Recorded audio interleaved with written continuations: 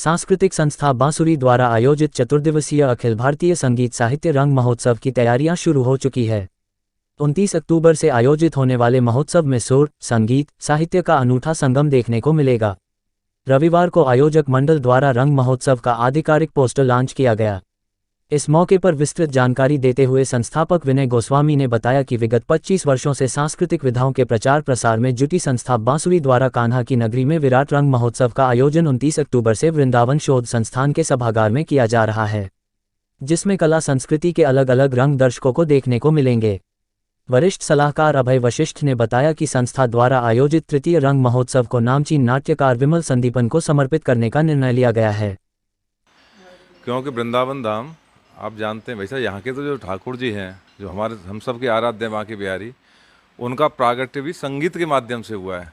स्वामी हरदास जी ने उनका प्रागट्य भी संगीत के माध्यम से कराया। तो ये जो नगरी है वृंदावन, ये रसिकों की नगरी है, और रसिकों की नगरी में ऐसे आयोजन समय समय पर होते रहने चाहिए। और मैं इसके लिए बांसुरी संस्था का बहुत बहुत आभार व्यक्त करता हूँ, जो ये तीसरा आयोजन वृंदावन धाम में यहाँ पे करने जा रहे हैं। तो मेरा इस आयोजन आपके चैनल के माध्यम से सभी से करबद्ध निवेदन है, सभी ब्रजवासियों से, कि इसका भरपूर आनंद उठाएं और इस संस्था का भरपूर सहयोग करें। ये बांसुरी संस्था के द्वारा बांसुरी रंग महोत्सव 2023 29 अक्टूबर से 1 नवंबर तक वृंदावन शोध संस्थान में आयोजित किया जा रहा है, जिसमें देश भर से 400 से ऊपर कलाकार भाग लेने आ रहे हैं, जो कि अपने प्रांत के लोक नृत्य, जैसे आसाम से जो टीम आ रही है वो आसाम का प्रांतीय नृत्य बिहू नृत्य होता है, उसको प्रस्तुत करेगी। उड़ीसा से जो टीम आ रही है वो ओडिसी डांस के अलावा शास्त्रीय नृत्य भी होंगे इसमें। उसके अलावा वहाँ का जो पारंपरिक लोक नृत्य होता है वो भी प्रस्तुत करेंगे। इस तरह की टीमों के साथ साथ शाम को इसके सत्र में बहुत ही सुंदर नाटक देखने को मिलेंगे, क्योंकि आजकल नाटक लोगों ने करने और देखने बंद कर दिए हैं।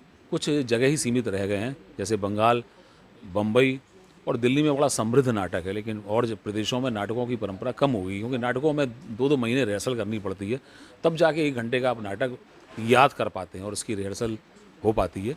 इसलिए ऐसे दल भी आ रहे हैं जो यहाँ पर प्रतिदिन 5 नाटक यहाँ होंगे, जो 45 मिनट से लेकर 1 घंटे के बीच में होंगे। साथ में एकल अभिनय कुछ प्रतियोगिता हैं और एकल नृत्य प्रतियोगिता हैं। बाकी जितने भी ग्रुप हैं वो सारे समारोह के रूप में हैं, चाहे वो लोक नृत्य ग्रुप में समूह में है या समूह शास्त्रीय नृत्य है या नाटक है। इस तरह के वो समारोह के रूप में होंगे। एक 4 दिन आपको देश भर की संस्कृति का दर्शन एक ही जगह वृंदावन शोध संस्थान के मंच पर देखने को मिलेगा। और 31 तारीख को यानी कि तीसरे दिवस हमारी रंग यात्रा निकलेगी, जो कि हरी पैलेस पापड़ी चौराहा, जहाँ के हमने रंगराम रुकने का स्थान बनाया है टीमों के लिए, वहाँ से प्रारंभ होगी और परशुराम पार्क विद्यापीठ चौराहे के पास वहाँ तक ये जाएगी। उस रंग यात्रा में सब अपने अपने प्रांत की वेशभूषा पहनकर अपने अपने लोक नृत्य और लोकगीतों का प्रदर्शन करते हुए जब सड़कों पर चलेंगे तो वृंदावन में कान्हा की नगरी में एक मिनी भारत का रूप दिखाई देगा। भारत की संस्कृति का एक मिनी रूप दिखाई देगा। भारत के विभिन्न प्रांतों के, विभिन्न भाषाओं के, विभिन्न बोलियों के, विभिन्न संस्कारों के, विभिन्न त्योहारों के प्रांत अपने प्रस्तुति यहाँ पर करेंगे। विनय जी, रंग महोत्सव ही इस कार्यक्रम का नाम क्यों रखा है? विशेष इस रंग महोत्सव के नाम को लेकर के अगर आप इसको रंग को उससे जोड़ना चाहते हैं कि जैसे होली से, तो आपको जिस तरह से होली में विभिन्न रंग होते हैं, लाल, पीला, हरा, बैगनी, इसी तरह से रंगमंच की दुनिया में बहुत सारे विभिन्न रंग होते हैं, जिसमें नाटक, नृत्य, गीत, संगीत, कला के क्षेत्र में जितने रंग होते हैं इनको रंग बोला जाता है।